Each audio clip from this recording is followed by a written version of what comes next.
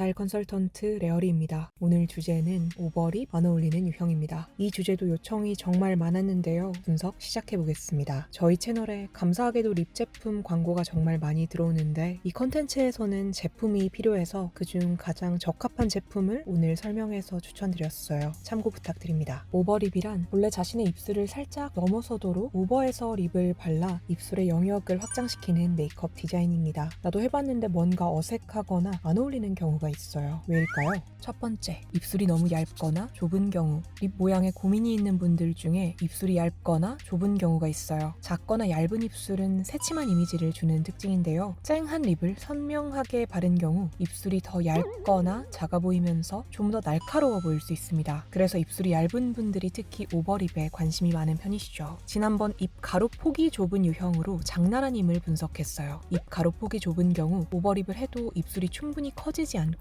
오히려 컬러가 진할수록 입이 좁아 보입니다. 다만 이 경우 오버립 자체가 안 어울린다고 할 수는 없고 진한 컬러가 입의 경계를 명확히 해서 입을 더 작아 보이게 하는 것이 문제이기 때문에 연한 컬러 오버립을 활용하면 됩니다. 쨍한 컬러보다는 흰기가 섞이거나 톤 다운된 컬러를 추천드리고 싶고 입술이 얇으실수록 글로스를 올려주시면 더 좋겠죠. 상당히 많은 경우 오버립은 특징 때문에 안 어울린다기보다는 메이크업 스킬 혹은 방법 때문에 안 어울린다고 오해하시는 경우가 더 많습니다. 이 경우는 컬러를 잘 선택하면 무리 없이 활용할 수 있는 경우예요. 두 번째, 입술 볼륨감이 이미 많은 경우. 입술 면적이 넓은 경우가 아니라 입술 자체가 부은 것처럼 통통한 경우입니다. 이런 경우에는 입술의 경계가 명확합니다. 색이 대비되어 명확한 게 아니라 경계부터 확 튀어나와 있어서 볼륨의 대비가 커져요. 그렇기 때문에 오버립을 발랐을 때 입술 바깥쪽으로 넘어간 부분이 다소 부자연스러워 보일 수 있습니다. 입술의 구역이 명확하기 때문에 입술을 넘어서 발랐을 때 입술이 확장된 느낌이 아니라 인중에 립을 바른 듯한 느낌이 드는 거죠. 특히 윗입술이 통통할 때 더 그렇습니다. 오버립의 핵심은 테두리 라인의 자연스러움에 있어요. 오버립을 해도 여전히 내 입술 같아 보여야 합니다. 원래 입술 범위를 넘어가기 때문에 그 디자인이 조금만 인위적이어도 쉽게 어색해 보일 수 있어요. 입술에 생기를 준 것처럼 보이는 게 아니라 그림을 그려놓은 것처럼 튀어 보이게 되는 거죠. 이런 경우 오버립을 꼭 하고 싶다면 두 가지 솔루션이 있는데요. 우선은 입술선을 흐릿하게 표현하면 좋습니다. 이미 잡혀있는 경계를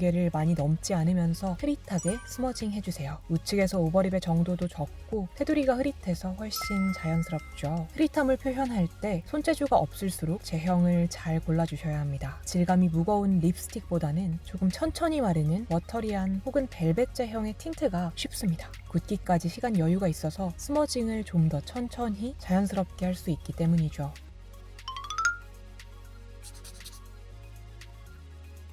두 번째로는 안쪽에 진한 컬러를 올려주세요. 인위적으로 보이는 테두리로 시선이 덜 갈 수 있습니다. 스타일링의 기본이죠. 한쪽이 어색하다면 다른 쪽으로 시선을 분산시켜야 합니다. 테두리는 흐릿하게 표현해주시고 안쪽을 더 진하게 표현해보세요. 다만 이런 유형의 경우 이미 입술에 볼륨감이 충분히 있기 때문에 사실 오버립 자체가 크게 필요하지는 않습니다. 세 번째, 피부가 밝은 경우. 1:1 컨설팅을 할 때 오버립이 안 어울린다고 오해하시는 분들 중 가장 많은 경우입니다. 그래서 설명을 드리는 김에 제품까지 추천드리려고 해요. 이 경우에는 물 틴트나 벨벳 틴트로 흐릿하게 스머징을 해도 스머징한 느낌이 잘 안 나서 오버립이 어색하다고 느끼시는 경우가 많습니다. 스머징 범위가 조금만 넓어져도 스머징이 아니라 쉽게 번진 느낌이 들어버립니다. 피부 톤이 밝을수록 립과의 대비감이 강해지기 때문에 손재주가 없을수록 오버립이 쉽게 어색해집니다. 다만 이때도 오버립이 안 어울리지 않아요. 입술이 부어 보이는 느낌보다 번져 보여서 안 어울린다고 느끼셨다면 특히 옅은 컬러의 립 펜슬을 활용해 보실 것을 추천드립니다. 좌측은 벨벳 틴트 제품을 입술선을 살짝 넘는 세미 오버립으로 바른 상태이고 우측은 그 위에 립 펜슬로 테두리를 밝게 스머징하면서 조금 더 확장시킨 상태예요. 립 펜슬 덕분에 피부와 립의 대비감이 줄어들어서 좀 더 쉽고 자연스럽게 오버립이 가능합니다.